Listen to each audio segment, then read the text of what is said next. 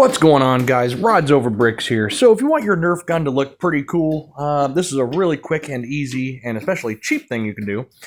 You can pick up your Nerf guns from the thrift store. I picked up this one earlier for $2.99.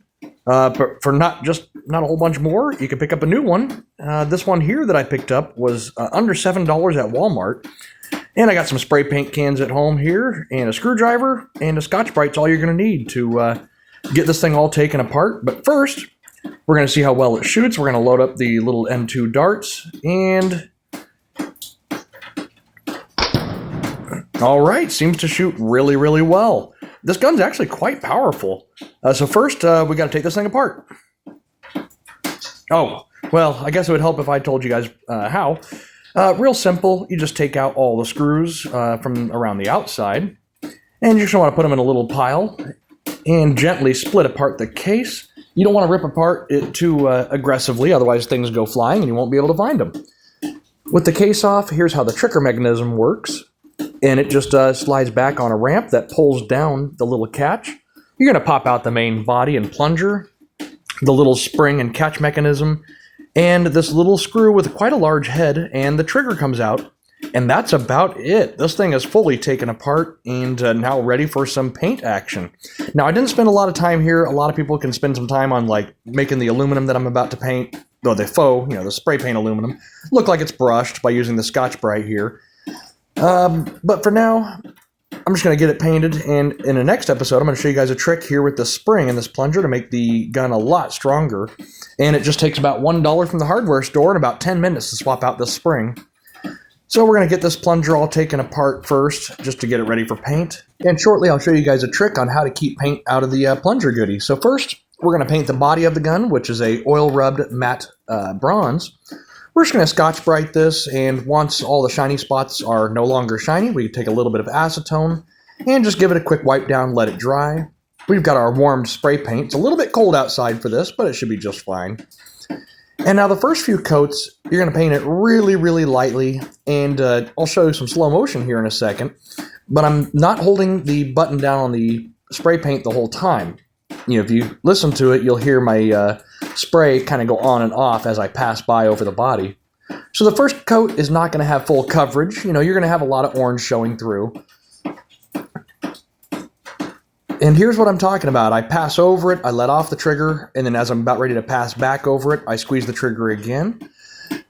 This will help you get away from having runs and sags in the paint. A lot of people just paint way too heavy with spray paint. This thing here was painted about 4 coats really, really lightly each time, and I'm keeping the spray can about 14 inches away or so.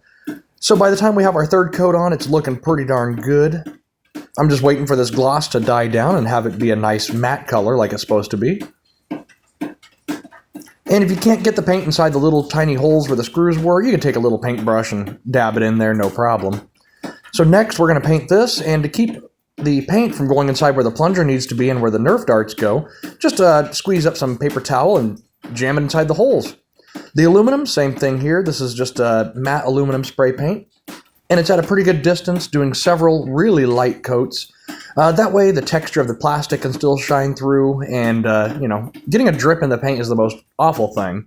This also helped the paint dry a lot quicker. These coats were done about 5 to 6 minutes apart. It's about 60 degrees right now, 65 degrees. Like I said, a little too cold for painting, but it works.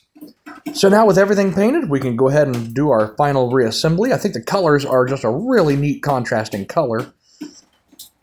And you can see here the oil-rubbed bronze. It just looks fantastic. Now you could take this aluminum spray paint and lightly brush it with a little bit of that Scotch-Brite or even steel wool to make it look like brushed aluminum. But I'm not going to go that far for this build. So we're going to put the plunger back in. There's a couple drops of olive oil inside here. Not really needed because I didn't wipe out all the grease and oil that was inside there to begin with. And the process of putting it back together is exactly the same. Just put all your screws in, put everything back in the reverse order that you took everything apart. I think the trigger being silver looks really, really good. A nice bright contrast inside the trigger guard area. So we're going to go ahead and just slap this thing all back together, make sure the trigger mechanism works smoothly. And that's looking really good. I think this thing looks just fantastic. So now we're going to set the main body of the plunger back in. And you may have to kind of jiggle it just right and try to get this little catch mechanism to go back into its hole. And once everything's all lined up, you can just go ahead and grab the other side of the body and plop it right back on top, and all your screws go back in. Well, now that you guys are seeing it more in its completion, what do you guys think of the paint colors? Do you think it should be aged a whole bunch? Maybe add some fake rust to it? I think that would look really, really neat. But for now, this was just a quick, 5 minutes of work time, and I think it made a huge improvement on how this gun looks. Now we just gotta see if it still fires. And hell yeah, it does. So stay tuned until next week when I get a spring for this thing, and I'll show you guys how to modify this thing to make it a lot stronger. And we'll also do a little measurement. I'll fire it while it's stock, see how far it goes, and see how much we can improve that distance. Anyways, thanks guys for watching, and I'll see you on the next one.